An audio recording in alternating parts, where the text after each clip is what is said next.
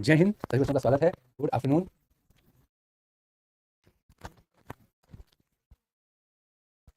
आ गए सभी बच्चे? दिवाली मना ली तुमने? पटाखे वटाखे जला लिए? आज गोवर्धन पूजा भी कर ली होगी। अब लोग आ जाते हैं अपनी पढ़ाई की ओर। कुछ बच्चे इंतजार में होंगे, सर थोड़ा सा और रुक जाते आप, छठ पूजा भी समाप्त हो जाती है ना, फिर उसके बाद एक साथ पढ़ाई शुरू करते हैं ना। थोड़ा थोड़ा पढ़ते रहिए, थोड़ा थोड़ा त्योहार मनाते रहिए, है ना। चलिए, छठ मैया आएंगे तो आशीर्वाद लेना है इस बात का कि जल्दी से हमारा सिलेक्शन हो जाए, सफलता मिल जाए, है ना। चलिए, हम लोग बात कर रहे हैं अभी राष्ट्रीय और अंतर्राष्ट्रीय संगठनों के बारे में। बहुत सारी बातें हमने कर ली हैं, कुछ कुछ बातें अभी बाकी हैं, उनको भी आज हम लोग टाटा बाय बाय कर देंगे। ठीक है, चलो आ जाओ। हम लोगों ने बात कर ली थी आईसीसी की, बीसीसीआई की, एसीसी की बात हो गई थी, है ना। अब इसके आगे से हमें चर्चा आज करनी थी। ये देखिए, पहले तो यहाँ पर ये बात हो चुकी थी, आईसीसी की बात हो गई थी, बीसीसीआई की बात हो गई थी, एसीसी की बात हो गई थी। Tata bye bye. आइए, अब यहाँ पर हम लोग चर्चा करने वाले हैं आईओसी आईओए की चर्चा। यहाँ पर आप देखेंगे आईओसी का मतलब क्या होता है। आईओसी का मतलब होता है इंटरनेशनल ओलंपिक कमेटी, अंतरराष्ट्रीय ओलंपिक समिति। अंतरराष्ट्रीय ओलंपिक समिति क्या? आईओसी का मतलब क्या है? अंतरराष्ट्रीय ओलंपिक समिति। 1894 में इसकी स्थापना होती है। आईओए का मतलब क्या है? भारतीय ओलंपिक संघ, इंडियन ओलंपिक एसोसिएशन। 1927 में इसकी स्थापना होती है। ध्यान से देखिएगा, आईओसी इंडियन ओलंपिक कमेटी, इसकी स्थापना 1894 में हुई और आईओए इंडियन ओलंपिक एसोसिएशन 1927 में इसकी स्थापना हुई। इसका मुख्यालय लुधियाना पर है, लुधियाना स्विट्जरलैंड के अंदर स्थित है। और भारत वाला नई दिल्ली पर स्थित है, राजधानी पर। जो अंतर्राष्ट्रीय वाला है उसके प्रमुख के रूप में हाल ही पर क्रिस्टी कोवेंट्री को चुना गया है। क्रिस्टी कोवेंट्री को चुना गया है।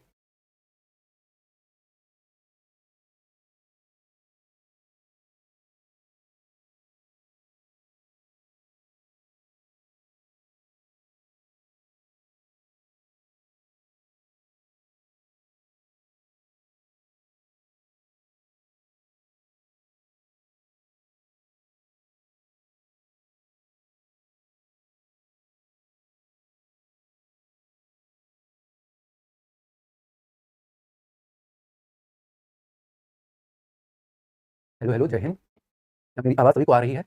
अभी उम्मीद है कई बच्चों में क्लास शायद स्टार्ट नहीं हुई थी और कुछ बच्चों में क्लास स्टार्ट हो गई थी। ऐसी अभी कोई प्रॉब्लम आई थी बीच में? क्या सभी लोगों को मैंने जो अभी तक बताया सुनाई दे गया है? हम लोग किसकी बात कर रहे थे? हम लोग राष्ट्रीय और अंतर्राष्ट्रीय संगठन की बात कर रहे थे, नेशनल इंटरनेशनल ऑर्गेनाइजेशन की बात कर रहे थे। हम लोग यहाँ पर देख रहे हैं दो संस्थाओं के बारे में, एक आईओसी है, एक आईओए है। ठीक है। आईओसी का मतलब है अंतर्राष्ट्रीय ओलंपिक समिति, इंटरनेशनल ओलंपिक काउंसिल, अंतर्राष्ट्रीय ओलंपिक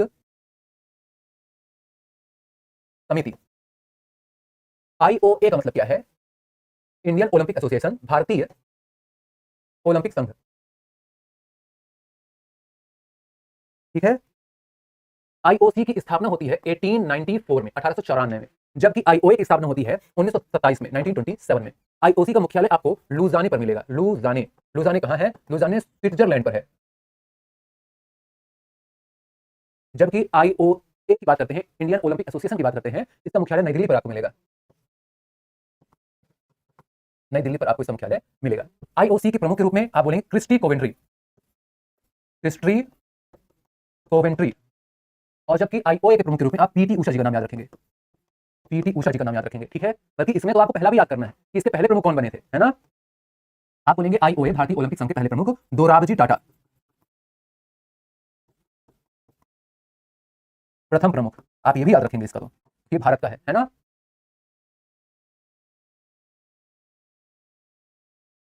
चलिए, ये सवाल देखिए, अंतरराष्ट्रीय श्रम संगठन का मुख्यालय कहां स्थित है? The headquarter of international labour organisation located in which place? देखिए क्या बोला गया। बात थी 1914 की। फर्स्ट वर्ल्ड वॉर, विश्व युद्ध पहला शुरू होता है 1914 में। विश्व युद्ध खत्म हो जाता है 1918 में। विश्व युद्ध खत्म होने के बाद देखा गया कि साहब बहुत सारे लोग मारे गए हैं, बहुत सारी कंपनियां बर्बाद हो गई हैं, बहुत सारे जो मजदूर वर्ग के लोग हैं उनके पास अब नौकरी नहीं है, मजदूरी नहीं है, दिहाड़ी नहीं है।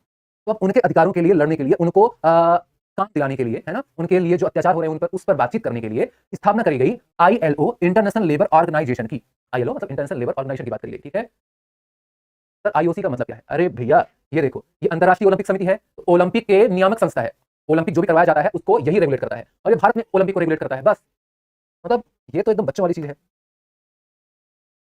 चलिए, विश्व युद्ध प्रथम की बात करते हैं, तो 1914 में और 18 में जो विश्व युद्ध हुआ, उस दौरान जो क्षति हुई, तो जो मजदूरों के अधिकारों का हनन हुआ, उस अधिकार की लड़ाई के लिए इसके अगले साल मतलब 1919 में, 1919 में, 1919 में एक अंतरराष्ट्रीय संगठन की स्थापना होती है जो कि श्रमिकों के, मजदूरों के अधिकारों के लिए आवाज उठाती है। और आप बोलेंगे इसका मुख्यालय जिनेवा पर ही बनाया गया। जिनेवा कहां पर है? जिनेवा स्विट्जरलैंड पर भी आपको देखने को मिलता है। जिनेवा आपको स्विट्जरलैंड पर ही मिलता है। ठीक है। ये कौन साहब है? आप बोलोगे इनका नाम है गिलबर्ट होंगवे। इनका नाम है गिलबर्ट होंगवे। इनका नाम है गिलबर्ट होंगवे। ठीक है। गिलबर्ट हुंगवे इनका नाम है। 1919 में स्थापना होती है अंतर्राष्ट्रीय श्रम संगठन की, जिनेवा पे इसका मुख्यालय है। गिलबर्ट हुंगवे इनका नाम है ना। अब देखिए, अब हम लोग 3 संस्थानों की बात करेंगे, 2 संस्थाओं की बात करेंगे, लगातार करेंगे, है ना। एक संस्था है, पहली संस्था आप बोलोगे बिम्स्टेक, इसका नाम है BIMSTEC, bay of Bengal initiative multi sectoral technical economical corporation. मैंने क्या बोला, फिर सुनिएगा। बिम्स्टेक, बी मतलब बे ऑफ बंगाल, आई मतलब initiative, multi sectoral technical economical corporation, technical economical corporation, technical economical corporation, ठीक है। मतलब अब हिंदी में समझिए, बे ऑफ बंगाल मतलब बंगाल की खाड़ी के आसपास वाले देशों के लिए, इनिशिएटिव मतलब एक पहल है जो कि मल्टी सेक्टोरल बहुत सारे क्षेत्रों में, कॉर्पोरेशन मतलब सहयोग करने की बात करती है। ये क्षेत्र टेक्निकल भी हो सकते हैं, प्रौद्योगिकी वाले भी हो सकते हैं, और इकोनॉमिकल भी हो सकते हैं, ठीक है। आप बोलिएगा 1997 में स्थापना होती है किसकी, बिम्स्टेक की। ढाका में इसका मुख्यालय है, ढाका में इसका मुख्यालय है, 1997 में स्थापना होती है।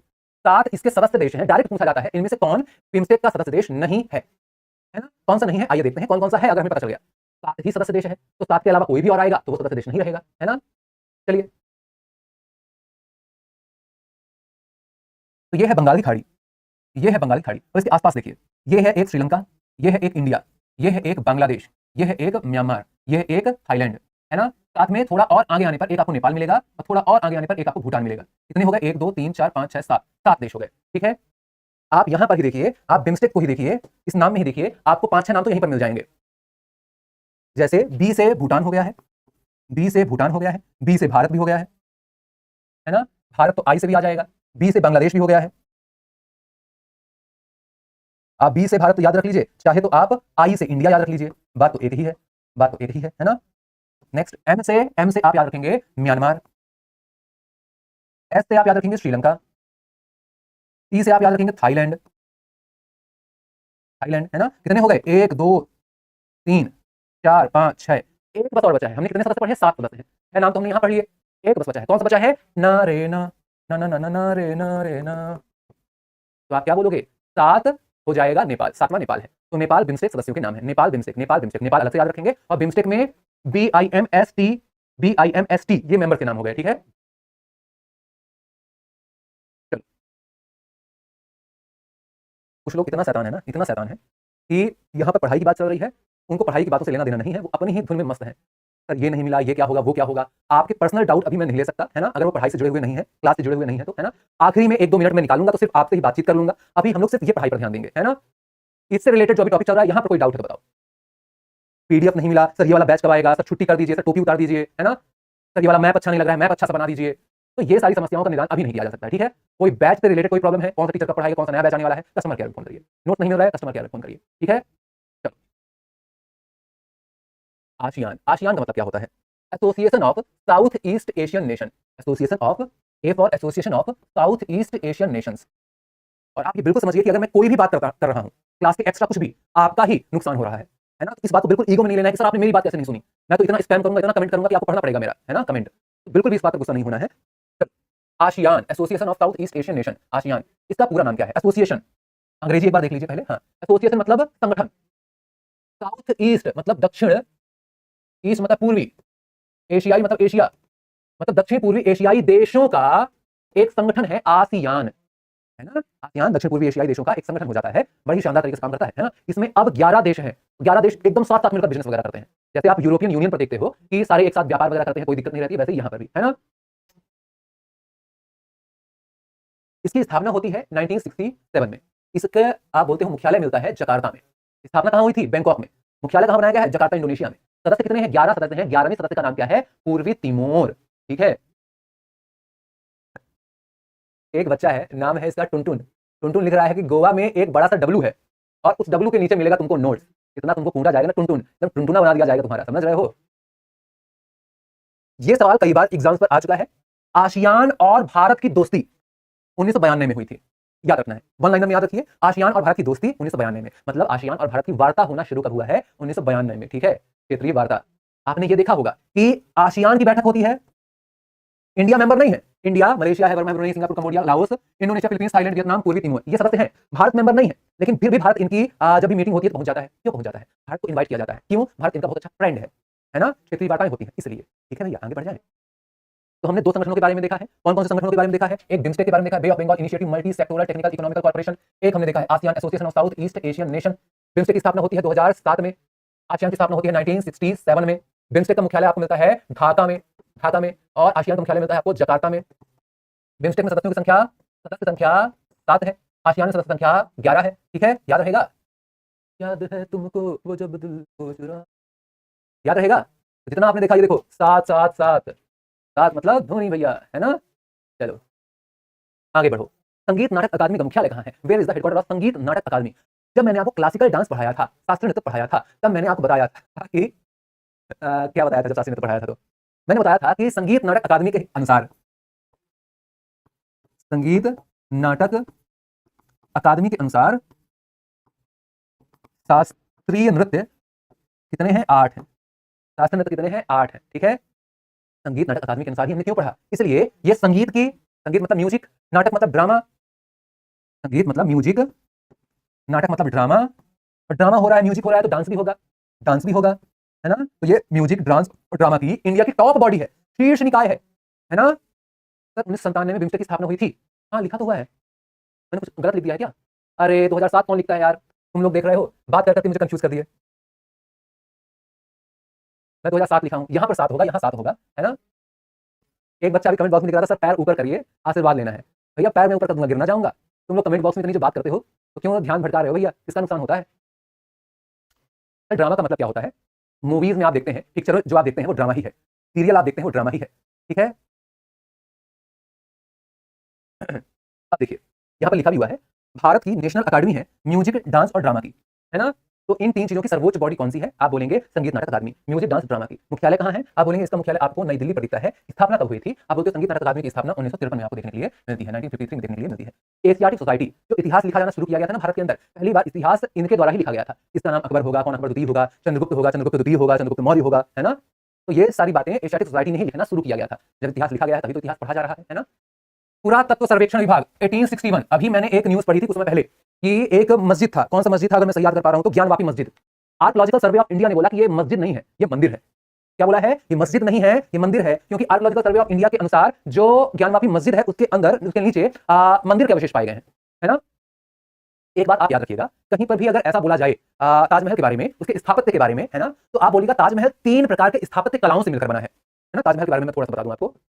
ताजमहल ये 3 प्रकार के स्थापत्य से मिलकर बना है। पहला स्थापत्य जो इस्लामिक है, जो इस्लाम का है ना, इस्लाम परंपरा को भी यहां पर रखा गया है। दूसरा राजपूत परंपरा, मतलब राजपूत जिस प्रकार से कई छतरियां वगैरह बनवाया करते थे, है ना, तो उस प्रकार की छतरियों का भी यहां पर आपको मिश्रण मिलेगा। राजपूतों के में आप देखते हो संगमरमर, है ना, संगमरमर राजस्थान से तो मंगाया गया था ताजमहल में लगाने के लिए, है ना। तो संगमरमर का उपयोग भी राजस्थानी परंपरा का ही एक उदाहरण मिलता है। तो ये चीज राजपूतों की आपने देखी ताजमहल के अंदर है। साथ में आप देखते हो हिंदू परंपरा, जो आप गुंबद देखते हो ना, गुंबद बना हुआ है ताजमहल में, तो वो क्यों बना हुआ है? क्योंकि इसमें हिंदू परंपरा का भी उल्लेख है। तो जो ताजमहल बनाया गया है वो तीनों परंपराओं का मिश्रण आपको मिलता है। ठीक है, ऐसा कोई उल्लेख नहीं है हमारे इतिहास में कि शाहजहां ताजमहल कोई मंदिर बनवाना चाह रहे थे, गलती से बाद में उसको नाम ताजमहल रख दिया, ऐसा बिल्कुल नहीं है। ये जब आप इतिहास पढ़ेंगे, है ना, व्हाट्सएप यूनिवर्सिटी से निकल करके जब आप इतिहास पढ़ेंगे तो आप जानेंगे जो ताजमहल बना है 7 अजूबा उसको बोला गया है, 7th wonder of the world बोला गया है, और वो 3 प्रकार के स्थापत्य पर बना हुआ है। इस्लामी स्थापत्य पर, है ना, इस्लामी स्थापत्य पर जिसमें आपको आर्ट मिलता है, आपच्चीदारी मिलती है, जिसमें अलग अलग चित्राएं आपको मिलती हैं, है ना, वो मिल गया। राजपूती परंपरा आपको मिल गई, हिंदू परंपरा आपको मिल गई। ठीक है, चलो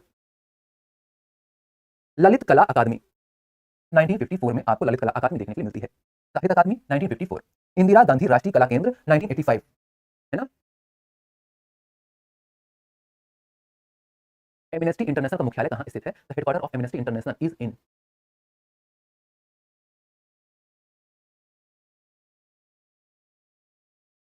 एमनेस्टी इंटरनेशनल क्या है?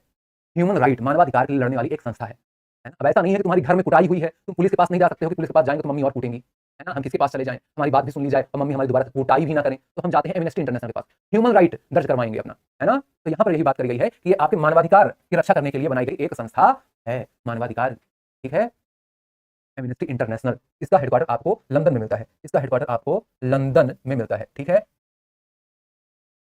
चलिए लंदन में 1961 में आपको मिलता है क्या? Amnesty international. ठीक है, इसको 1977 में नोबेल पुरस्कार भी दिया गया था, तो ये बात भी आप याद रखिएगा। ठीक है, वर्ल्ड इकोनॉमिक फोरम की बात भी करी गई है। वर्ल्ड इकोनॉमिक फोरम मुख्य रूप से आप कई सारे इसके द्वारा रिपोर्ट जारी की जाती है, इसलिए पढ़ते हो। जैसे जेंडर गैप इंडेक्स आपने पढ़ा, आपने कॉम्पिटिटिवनेस इंडेक्स पढ़ा, एनर्जी ट्रांजिशन इंडेक्स पढ़ा, है ना, यात्रा एवं पर्यटन रिपोर्ट पढ़ी, तो वो सारे इकोनॉमिक फोरम द्वारा की जारी की जाने वाली रिपोर्ट आपको देखने के लिए मिलती है। ठीक है,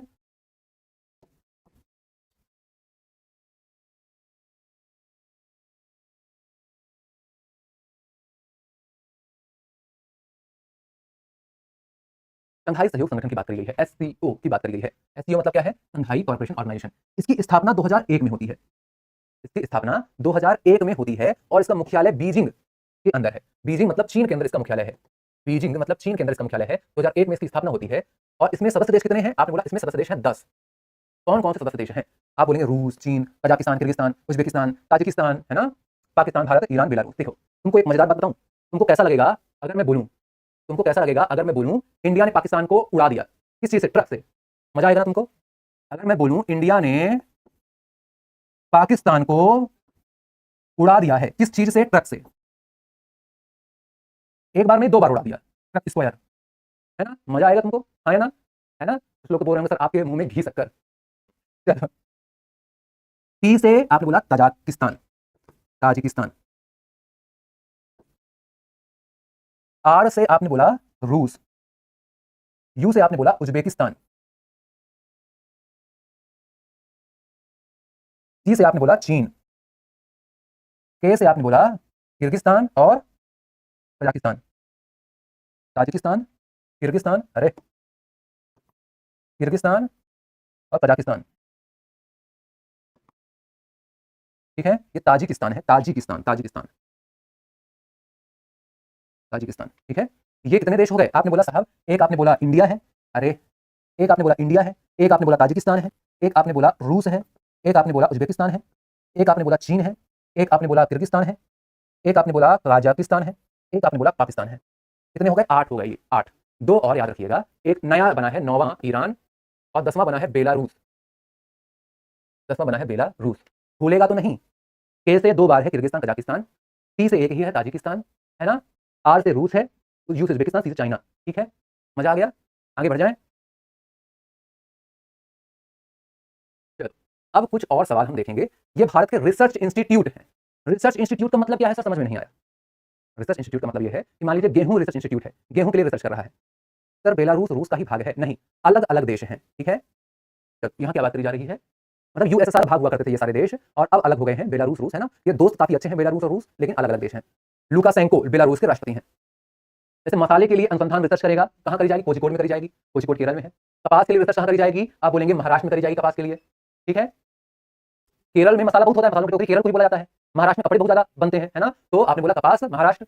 इसके अलावा आपने बोला गुजरात, मूंगफली का उत्पादन सर्वाधिक कहाँ होता है? गुजरात। तो गुजरात के जूनागढ़ में मूंगफली के रिसर्च इंस्टीट्यूट, है ना? साथ में सोयाबीन के लिए रिसर्च। सोयाबीन का उत्पादन सबसे ज्यादा कहाँ होता है? मध्य प्रदेश में, इसीलिए मध्य प्रदेश को सोया नगरी भी कहा जाता है, सोया प्रदेश भी कहा जाता है। तो सोयाबीन के लिए रिसर्च इंदौर में होगी, मध्य प्रदेश के अंदर। फिर आपने बोला चावल, कटक में, कटक उड़ीसा में होगी रिसर्च। आलू, कचालू, शिमला वाले।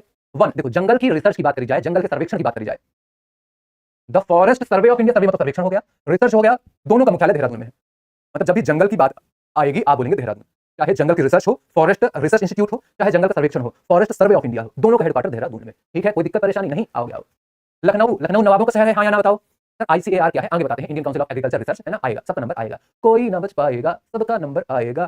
चलो, लखनऊ नवाबों का शहर कहा जाता है, लखनऊ। ठीक है, अब आप ये देखेंगे कि नवाब जो है कुछ काम धाम ही नहीं करते हैं, है ना? नवाब पानी भी पीने के लिए ऐसे हाथ उठाते हैं, कोई लेकर आ जाता है और पाइप लगा देता है, पी लेते हैं पानी। बिस्तर से हल्का भी उठने की कोशिश नवाब साहब नहीं करते। तो ऐसे में क्या हो जाएगी? तबियत खराब हो जाएगी। अगर तबियत खराब हो जाएगी तो उनको औषधि की जरूरत पड़ेगी, है ना? मैंने क्या बोला? लखनऊ नवाबों का शहर, नवाब साहब कुछ कर ही नहीं रहे हैं, तो उनकी हो जाएगी तबियत खराब और उनको मिलेगा औषधि, दवाई। दवाई लखनऊ, दवाई औषधि लखनऊ। ठीक है, प्राणी ने काटा, है ना? प्राणी, कुत्ता, कुत्ता क्या है? प्राणी है, प्राणी काट लेगा आपको, है ना? बिल्ली क्या है? प्राणी, बिल्ली भी काट लेगी आपको। बंदर, प्राणी, बंदर भी काट लेगा आपको। नहीं, बंदर काटता नहीं, बंदर तो झापड़ मारता है। आपके आसपास ही आप पता करिएगा, कोई ना कोई ऐसा होगा जो बंदर से चांटा खा चुका होगा, है ना? लोग जाते हैं जहां पर बंदर होते हैं, वो कोई ना कोई अनाज वगैरह ले लेंगे, केले वगैरह ले लेंगे, उसको खिलाने की कोशिश करेंगे, ले खा ले। जैसे ही तुम डरे, बंदर को लगेगा कि अब ये मेरा खाना लिया है, लेकर के भागने वाला है, तुरंत बंदर एक चटाक, है ना? तो प्राणी ने काटा, काटा, किसने काटा? प्राणी ने काटा, प्राणी ने काटा, काटा कोल काता, काता कोल काता, प्राणी ने काटा। नेक्स्ट, नीरी, नीरी, नीरी का फुल फॉर्म क्या है? आपने बोला national environmental engineering research institute, पर्यावरण के लिए इंजीनियरिंग करेगा। नीरी नागपुर, ऐसे याद करना है, नीरी नागपुर, नीरी नागपुर। ठीक है, Tata institute of fundamental research, Tata ji scientist बनाएंगे कहां पर? मुंबई के अंदर। डेयरी, दूध दही कहां सबसे अधिक होता है? कहां पर? कुश्ती वाले लोग बहुत ज्यादा आते हैं, हरियाणा। हरियाणा पर ही तो दूध दही खाइएगा, डेयरी, है ना? भारत का भूवैज्ञानिक कोलकाता में है। समुद्र समुद्र, अरे याद करो गोवा वाले बीच पे, ऐसा गाना भी था ना। तो गोवा में ही समंदर तो है, गोवा में ही तो बीच है, समंदर है ना। और पुरातत्व सर्वेक्षण अभी अभी मैंने बताया, अलेक्जेंडर कलिंघम ने 1861 में 1861 में इसकी स्थापना करी थी। नई दिल्ली में इसका मुख्यालय है, नई दिल्ली में इसका मुख्यालय है, ठीक है, नई दिल्ली में इसका मुख्यालय है, ठीक है। वन अनुसंधान संस्थान, the forest survey of India, ये कहां पर है आप बताइए उत्तर। केंद्रीय औषधि अनुसंधान संस्थान कहां पर है बताइए उत्तर। राष्ट्रीय पर्यावरण इंजीनियरिंग अनुसंधान संस्थान कहां पर है बताइए उत्तर। Tata institute of fundamental research कहां है बताइए उत्तर। आर्कियोलॉजिकल सर्वे ऑफ इंडिया, भारतीय पुरातत्व सर्वेक्षण कहां पर है बताइए उत्तर, ठीक है।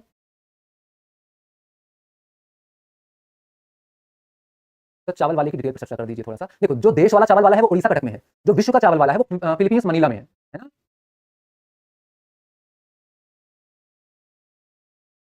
मैं किनारे हो जाऊं, दिखाई नहीं दे रहा है लो।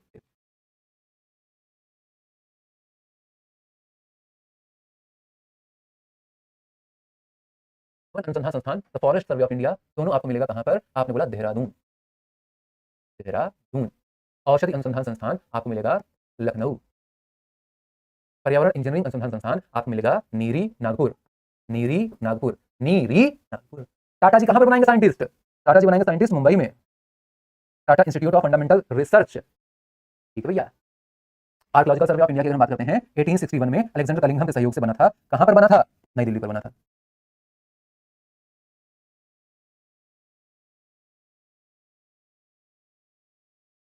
क्लियर, आगे बढ़ जाएं।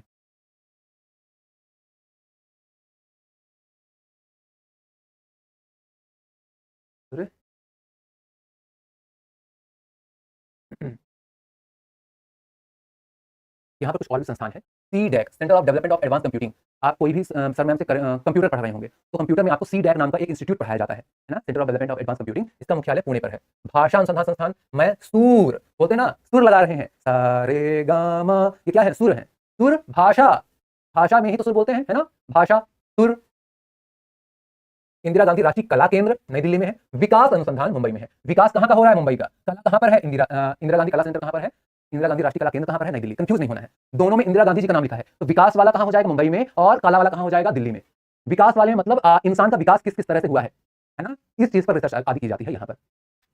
Bhabha atomic research centre, BARC Trombay Bombay, सबको पता है। ICAR, Indian council of agriculture research, ICAR, Indian council of agriculture research institute, मिल जाएगा आपको नई दिल्ली में, ठीक है, नई दिल्ली में। इसके अलावा बागवानी बेंगलुरु में है। शुष्क, शुष्क मतलब कहां पर, सूखा सूखा है। राजस्थान में साहब गर्मी बहुत है, सूखा सूखा है ना, तो राजस्थान के जोधपुर में शुष्क अनुसंधान संस्थान। फिल्म और टेलीविजन के लिए संस्थान पुणे पर है। ये कुछ और भी संस्थान है, आप इनको पढ़ लेंगे, ठीक है, आप इनको पढ़ लेंगे। जैसे भारतीय राष्ट्रीय मानसिक स्वास्थ्य एवं तंत्रिका विज्ञान संस्थान बेंगलुरु में है। साहित्य अकादमी नई दिल्ली में है। सीमा सड़क संगठन नई दिल्ली में है। सूचना विज्ञान केंद्र नई दिल्ली में है। एक मार्ग प्रयोगशाला नागपुर में है। Peoples for treatment of animal, PETA, PETA India वाला, पेटा का एक संस्थान इंडिया में है, मुंबई में। ऑर्गेनिक इंडस्ट्रीज लिमिटेड मुंबई में, ठीक है। चलो सवाल देखो किस तरह से आपके एग्जाम में आ सकता है, बताइए। सीडैक का हेडक्वार्टर कहां है, भाषा संस्थान का हेडक्वार्टर कहां है, राष्ट्रीय कला केंद्र का हेडक्वार्टर कहां है, और भाभा एटॉमिक रिसर्च सेंटर का हेडक्वार्टर कहां है। बस 4 सवाल, बस इतना सा काम है। चलो बताओ जल्दी से। सारे सवाल दिख रहा है ना, बीच में तो नहीं खड़ा हूं, बता देना, बीच में खड़ा हूं तो किनारे नहीं होऊंगा, बोल बसूंगा। सर पेटा क्या है, पेटा जानवरों के अधिकारों के लिए लड़ने वाली संस्था है ना। जो आप देखते होंगे चमड़ा वगैरह बनता है ना, तो पेटा इसी चीज के खिलाफ लड़ाई करती है कि हमें जानवरों को नहीं मारना चाहिए, उनके अधिकारों की सुरक्षा करनी चाहिए, है ना।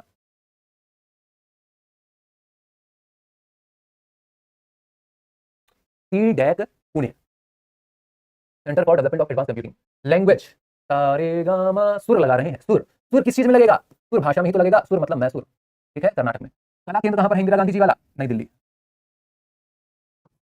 Atomic centre, Bhabha atomic research centre कहां पर है, आपने ट्रॉम्बे, ट्रॉम्बे इज इन बॉम्बे, मुंबई। ये है मुंबई नगरिया तू देख बबुआ, सोने चांदी की डगरिया तू देख बबुआ, ठीक है बबुआ, हो गया। तो यही था आपका ये चैप्टर। अब मैं आपको एक शॉर्ट नोट दे रहा हूं, शॉर्ट नोट्स आपको मिल जाएगी। आपने अलग अलग इंस्टीट्यूट के बारे में पढ़ा, जैसे आपको मैंने बताया कि यूनेस्को क्या है, आपको मैंने बताया कि विश्व बैंक क्या है, आईएमएफ क्या है, मैंने आपको बताया ये यूनिसेफ क्या है, मैंने आपको बताया एमनेस्टी इंटरनेशनल क्या है, आईएमओ क्या है ना, मैंने आपको बताया एफएओ क्या है, यूनेस्को क्या है, आसियान क्या है, आईसीजे क्या है, क्या है, एडीबी क्या है।